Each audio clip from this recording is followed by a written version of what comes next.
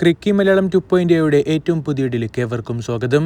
Captain മാറി Hitman തിരിച്ചു വന്നു ഗംഭീര പ്രകടനം നടത്തി മുംബൈ ഇന്ത്യൻസ് ജയിച്ചു. ഒറ്റവാക്കിൽ ഇതാണ് പറയാനുള്ളത്. ഇതോടുകൂടെ LSG കൂടി പ്ലേ ഓഫ് കാണാതെ ഈ ഒരു സീസണിൽ നിന്നും പുറത്തേക്ക് പോവുകയാണെന്നുള്ള വലിയ സൂചന കൂടി ലഭിച്ചിരിക്കുകയാണ്. ഇനിയുള്ള എല്ലാ കളികളും വിജയിച്ചാലും LSGക്ക് 14 പോയിന്റ് മാത്രമേ ലഭിക്കുകയുള്ളൂ. മുംബൈ ഇന്ത്യൻസും ഈ ഒരു കളി വിജയിച്ചെങ്കിൽ കൂടി ഇതേ സാഹചര്യത്തിലൂടെ തന്നെയാണ് കടന്നു പോകുന്നത്.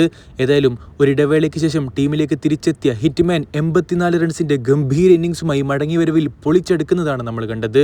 കൂടെ റിയാൻ റിക്കിൾട്ടന്റെ പ്രകടനം എങ്ങനെ പറയാതിരിക്കും. 32 പന്തുകളിൽ 83 റൺസിന്റെ അഗ്രസീവ് ഇന്നിംഗ്സ് ആയിരുന്നു റിയാൻ റിക്കിൾട്ടൻ കളിച്ചിട്ടുണ്ടായിരുന്നത്. അദ്ദേഹം തന്നെയാണ് ഈ കളിയിലെ പ്ലെയർ ഓഫ് ദി മാച്ചും. ഏതായാലും രോഹിത് ശർമ്മ 44 പന്തുകളിൽ 84 റൺസിന്റെ തകർപ്പൻ ഇന്നിംഗ്സ് കളിച്ചു. ഒടുവിൽ മത്സരം ഫിനിഷ് ചെയ്യുന്നത് നമാൻതിറും അതേപോലെ വിൽ ജാക്സും കൂടിയായിരുന്നു. ഏതായാലും 229 റൺസിന്റെ വമ്പൻ വിജയലക്ഷ്യം തന്നെ ഹോം ഗ്രൗണ്ട് ആയിട്ടുള്ള വാങ്കഡയിൽ മുംബൈക്ക് LSG നൽകിയിട്ടുണ്ടായിരുന്നുവെങ്കിൽ കൂടി രോഹിത്തും റിക്കിൾട്ടനും ഒക്കെ ഗംഭീര ഫോമിലാണെങ്കിൽ ഇതൊരു വലിയ സ്കോറേ എന്നുള്ളത് തെളിയിക്കുന്ന പ്രകടനമാണ് നടത്തിയിരിക്കുന്നത്. ഏതായാലും മുംബൈ ഇന്ത്യൻസ് ചരിത്രമാണ് കുറിച്ചിരിക്കുന്നത്.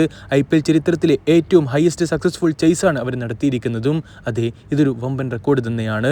MI registered their highest successful chase ever in IPL history. LSGക്ക് വേണ്ടി ബാറ്റിംഗിൽ ഒരുപാട് നാളുകളായിട്ട് ഫോം ഔട്ടായിരുന്ന നിക്കോളാസ് പൂരൻ ഈ ഒരു കളിയിൽ അതിഗംഭീരമായിട്ടുള്ള ബാറ്റിംഗ് ആയിരുന്നു നടത്തിയിട്ടുണ്ടായിരുന്നത്.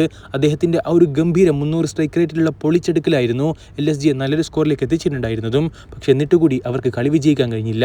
ഏതായാലും പ്ലേ ഓഫ് സാധ്യത വല്ലാതെ മങ്ങിപ്പോയ രണ്ട് ടീമുകൾ തമ്മിൽ ഏറ്റുമുട്ടിയപ്പോൾ മുംബൈ ഇന്ത്യൻസ് തന്നെ വിജയിച്ചിരിക്കുന്നു.